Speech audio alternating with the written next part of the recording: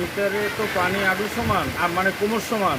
আমার ঘর মাটির ঘর এবং কাঠের ঘর, ওটা হচ্ছে মাটির, এবং ওই যখনই পানি ভিতরে ঢুকছে তখনই আমার ঘর ওই এইভাবে ডাবকে গেছে।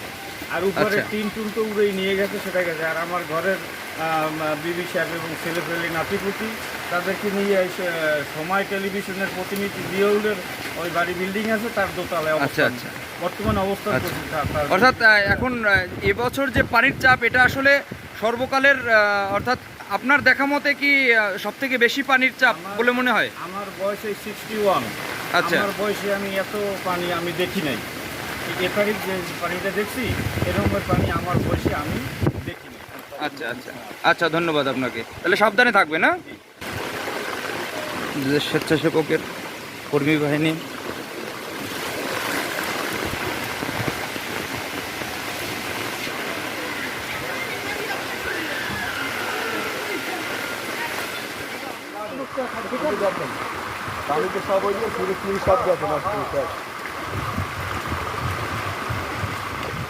তোমরা এই বন্যার মধ্যে থেকে ঘর থেকে কোন প্রয়োজনে বের হয়েছো?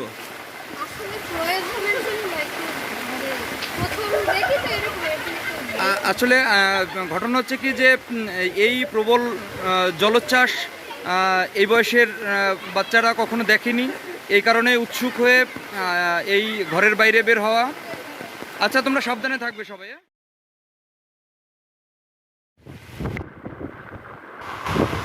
সর্বকালের শ্রেষ্ঠ জলোচ্ছ্বাস। মানুষ শিডরের সময় এতটা জল দেখেনি, যতটা জল এই রেমালে প্রবাহিত হচ্ছে। শিডরের সময়ও এতটা জল প্রবাহিত হয়নি, প্রত্যেকটা ঘরেই জল ঢুকে গেছে।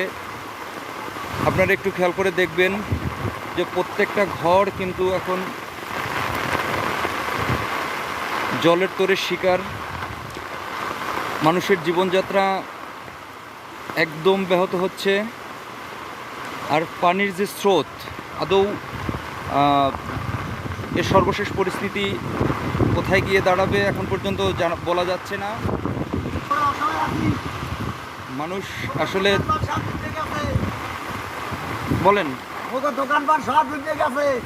রাত্রে আবার আগুন লাগছে গোডাউনে, এবং পানিতে থই থই ফিরিজু শহরে একটু জায়গা খালি নাই। রাস্তার ভাত ভাঙ্গে পানি ভেতরে ঢুকে গেছে। ভেতরে ঘরে জল, আমার ঘরে আড়ি সমানই জল, পালপাড়া।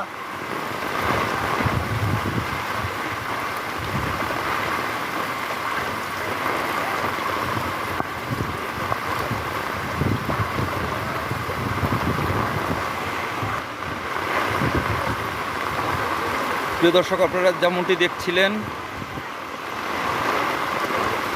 যে প্রত্যেকটা বাড়ি, প্রত্যেকটা ঘর